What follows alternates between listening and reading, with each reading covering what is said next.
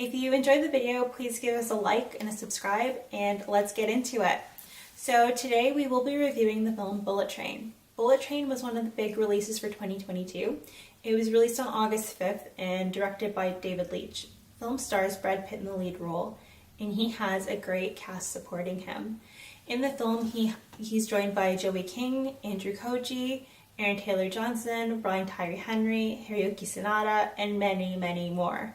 In fact, I don't want to give too much away because some of the reveals really do make the film, and it's a lot of fun. So let's go on.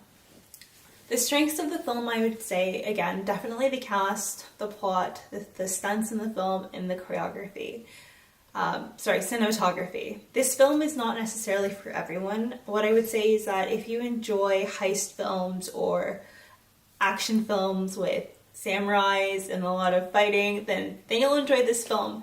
If you're looking for a movie that has a big philosophical change in the lead character, you're not going to find that here. It doesn't have that kind of a story arc.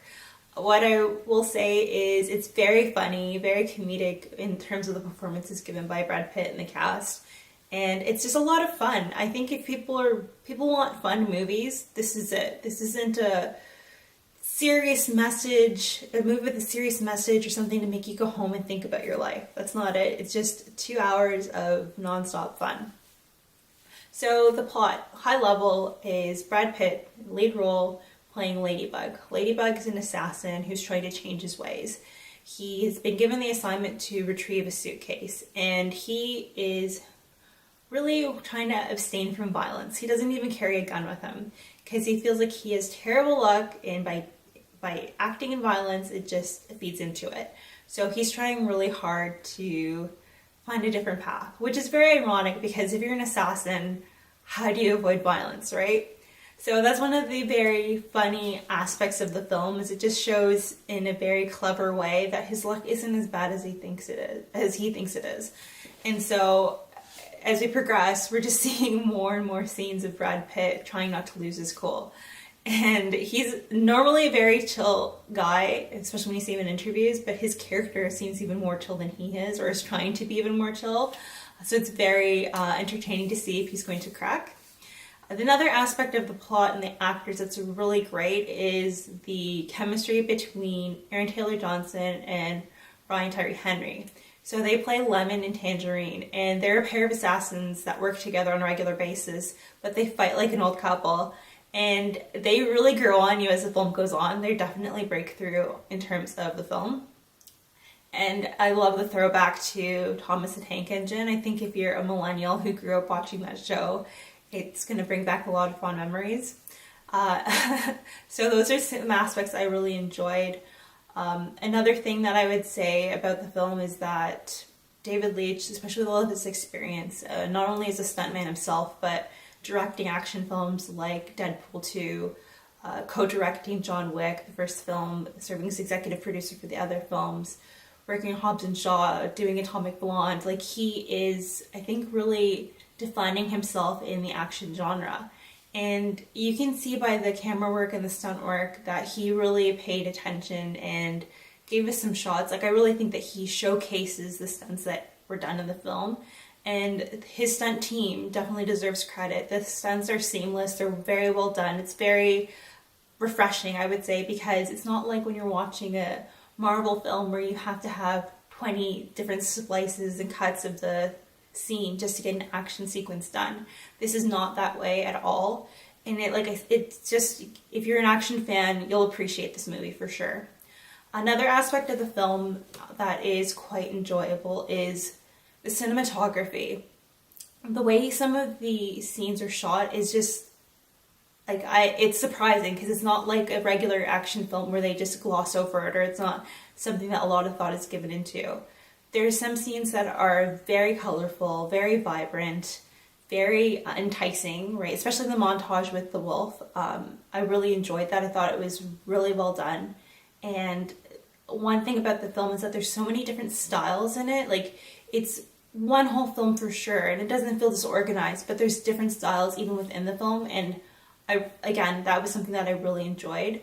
And what I'll say is that in terms of framing the shots, there's two shots in particular that really stood out to me that I really enjoyed and I think are very easy to overlook.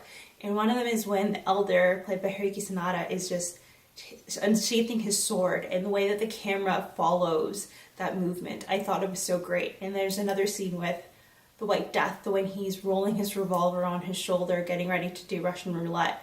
Just the way the camera follows, again, that's just really well done, and I really enjoyed it. I thought it was really beautifully done.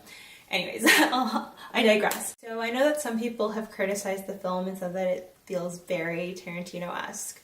And I would say that imitation is the best form of flattery. They're not wrong in that sense that there are some similarities.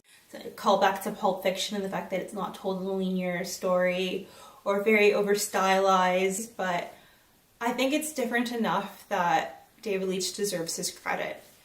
You know, I think that he did an amazing job in terms of the fact that he utilized his cast perfectly in the way that they executed their roles, and him and the screenwriter adapted a Japanese story and made it very comedic, very entertaining, and something marketable that I think a lot of people could enjoy, right? Especially if you're a fan of action movies, this is a great film for you. In terms of those similarities in style, I'd say it felt like a movie written by Guy Ritchie and directed by Tarantino, who's forced to go digital. And when you think of Tarantino retiring and hanging it up, I think that it's great to see that the action genre or the style of storytelling isn't just going to disappear, because there's definitely a demand and there's fans who want that. And David Leitch I hope he keeps making films the way he does. But let me know in the comments below, do you think it was unfairly ripped off of something that Tarantino would do? Share with me your opinion. Another criticism of the film is that it is unfairly casted with Brad Pitt in the lead role. Some people felt that a Japanese actor should have been in that role. And I don't agree with that. I would say that you need some more perspective if that's your opinion, because it's an American movie. It's not a Japanese production. I know that the IP was based on a book from a Japanese author, Marie Beadle's the book. And the studio had the option to completely change the location of the film to justify the fact that they didn't have a Japanese actor.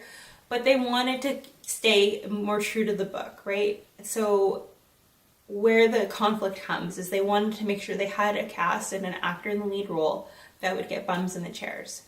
Brad Pitt is such a big actor, he has such a great following that by default you're expected to get at least $100 million, right, of people watching the film. And not to say he's not a great actor, it's just to make sure that they can ensure that they're going to get their return. They invested over $90 million into this movie. I don't even know what the marketing budget was, but if you're going to put that kind of money in, you want to make sure you're going to get your return. And if they put a Japanese actor in the lead role, would the studio have been able to make that profit back? Probably not, right? Like, to their credit, they did cast one of the bigger actors in Japan, Hiroyuki Sanada. Like, he's one of the Japanese actors who has a lot of international appeal, but even with him, I don't think he would have been able to carry the movie on his own. So with that criticism, I would say if you want to have more Japanese written projects to come forward on an international platform, I don't think that we can always accuse the studios of whitewashing. I think they're trying to balance being able to make their money back and sharing these great stories. Also, I would say to the credit of this production, it's a very diverse cast and a very strong cast. There isn't one actor that you feel was forced into the role or just used for a diversity mechanism. Like, no, everyone who's in the role fits it really well, and I feel like it's pretty balanced, especially for a Hollywood movie. So I don't think that's a fair criticism, and I think Brad Pitt did a great job. But again, let me know in the comments who you would cast instead of Brad Pitt in the lead role. If I was to give the film a score, I would likely rate it a B+. As you can tell, I really did enjoy the film. I love action movies, and I was entertained from beginning to end. But what I'll say is that the ending actually does feel like it kind of goes off the rails a little bit. It becomes hyper unrealistic, and it kind of takes away from a lot of the goodwill that the movie built up.